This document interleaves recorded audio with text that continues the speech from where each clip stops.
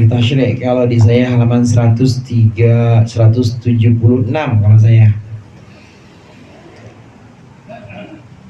Kita ulas sedikit dalam perkembangan syariat Islam. Itu sumber hukum pertama adalah Al-Quran, kemudian sumber hukum kedua adalah sunnah, sumber hukum ketiga adalah qiyas, dan keempat ijma. Dari 4 sumber hukum ini tidak seluruhnya sepakat, jadi tidak mulus-mulus saja.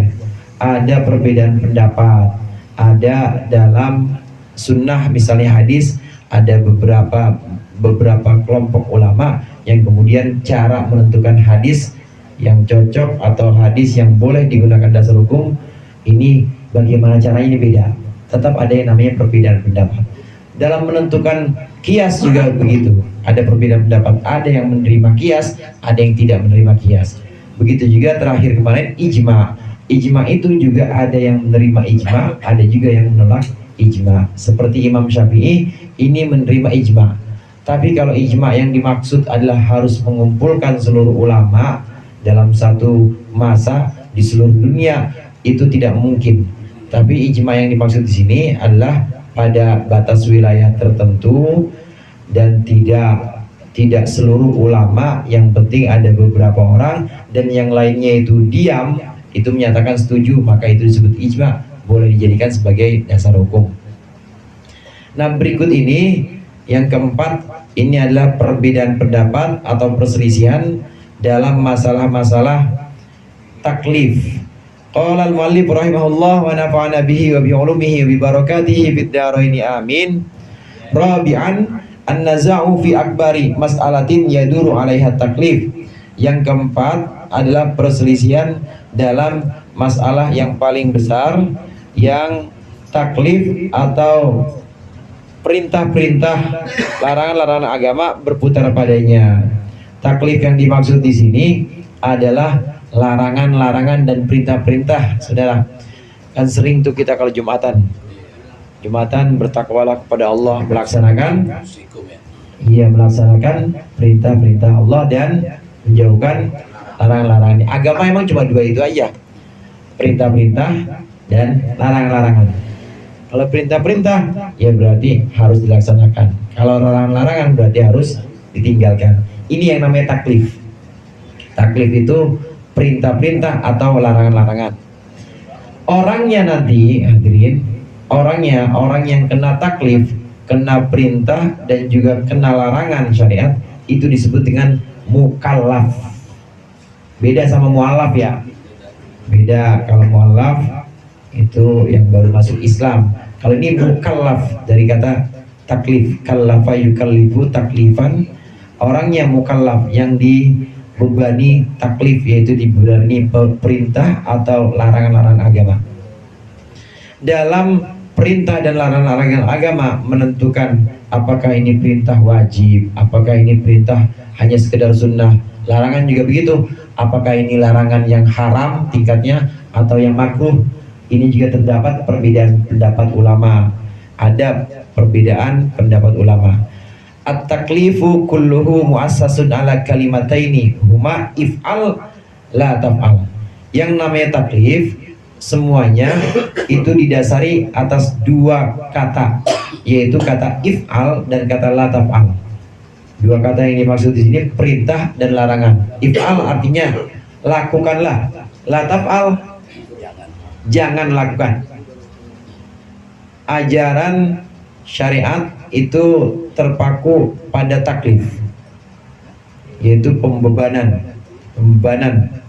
Nah, pembebanan ini cuma ada 2, yaitu lakukan atau jangan lakukan. Itu aja, ada 2 itu. Wa yu'abbaru ulahuma bil amri wa nithaniyati bin nahi. Yang pertama, lakukanlah, ini disebut dengan amar. Kemudian yang kedua, tinggalkanlah atau jangan lakukan, ini disebut dengan nahi. Ada amar, ada nahi, ada perintah, ada larangan. Dalam seluruh sumber hukum yang kemarin kita bahas 4 itu pasti ada perintah dan ada larangan. Udah itu aja 2. Hanya saja perbedaannya nanti perintah dibagi menjadi perintah yang wajib sifatnya, ada perintah yang sekedar sunnah. larangan. Ada larangan yang sifatnya itu haram, ada yang sifatnya hanya makruh saja atau khilaful aula misalnya. Fil Quran, dalam Al-Quran amrun wa nahyun, ada perintah dan larangan. Wa fis sunnah amrun wa nahyun, di dalam hadis juga ada perintah larangan. Famal ladzi yadullu alaihi amruhuma wa nahyuhuma ayyakuna ala tahtim. Bagaimana dari keduanya itu yang menunjukkan wajib. Fama amara bihi kana fardon wa ma nahaya anhu kana haraman. Maka apa yang Al-Qur'an dan As-Sunnah, apa yang Al-Qur'an dan hadis itu memerintahkan, maka disebut dengan wajib. Apa yang Quran dan hadis itu larang, maka disebut dengan haram. Am yuhmalani ala maduna dzalik, atau apakah bisa dianggap bukan itu, bukan halal dan haram, hatta yadulla dalilun akhar, sehingga ada dalil lain yang menunjukkannya ala tahdim, untuk mewajibkan. Ini maksudnya semacam pertanyaan awal di pembuka bahasan. Kalau di Al-Quran itu ada perintah, di hadis juga ada perintah. Di Al-Quran ada larangan, di hadis juga ada larangan. Pertanyaan yang pertama, apakah semua larangan itu menunjukkan haram? Atau bisa mungkin yang lain? Begitu juga, itu kalau larangan. Begitu juga perintah. Di dalam Al-Quran ada perintah, amar, dan juga dalam hadis ada amar. Apakah seluruh perintah itu menunjukkan fardu, wajib, atau tidak? Ini pertanyaan awal sebagai pembuka dari pembahasan taklif ini. Wa idza qila bi anna amrahuma wa nahyahuma hatta falau kana al-ma'mur bihi murtabitan bi amrin akhar min ibadatin aw muamalatin yakunu tarkuhu mukhillan bima huwa murtabitun bihi aw ma miqdaru hadha al-ikhlal wa idza kana ma naha anhu kadzalika murtabitan bi syai'in akhar ayakunu fi'luhu mu'athiran fi dzalika syai' wa ma miqdaru hadha ta'thir. Jadi bagaimana ukurannya?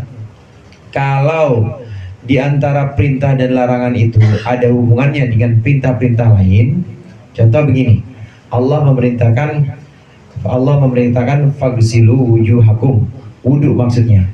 Ini ada hubungannya dengan perintah yang lain. Ada hubungannya ternyata dengan apa? Dengan sholat. Nah, kalau ada hubungannya dengan perintah lain, ini bagaimana? Apakah fagsilu fil amar di situ, perintah di situ menunjukkan wajib atau sunnah? Nah, terus bagaimana kalau tidak ada hubungannya dengan hal-hal yang lain, hanya perintah aja? Hanya perintah aja. Dalam Al-Quran itu ada, wahai orang-orang yang beriman, hendaklah orang yang membantu kalian itu meminta izin 2 kali dalam sehari.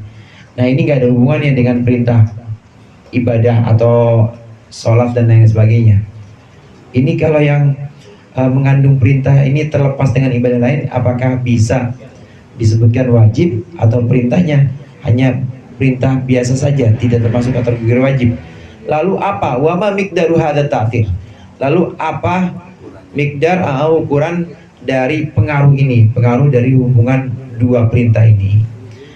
Nah, ini nanti akan kita bahas selebihnya dengan contoh-contoh. Kata musannif di sini, wal nadrib lakum amtilatan tuwaddihul maqsuda min hadhil masalah. Kami akan memberikan contoh-contoh yang akan menjelaskan maksud dari pertanyaan-pertanyaan ini. Insyaallah akan kita lanjutkan di pertemuan yang akan datang. Allahu a'lam bishawab. Lebih kurangnya mohon maaf. Allahul muwaffiq ila aqwamit thoriq. Wassalamualaikum warahmatullahi wabarakatuh.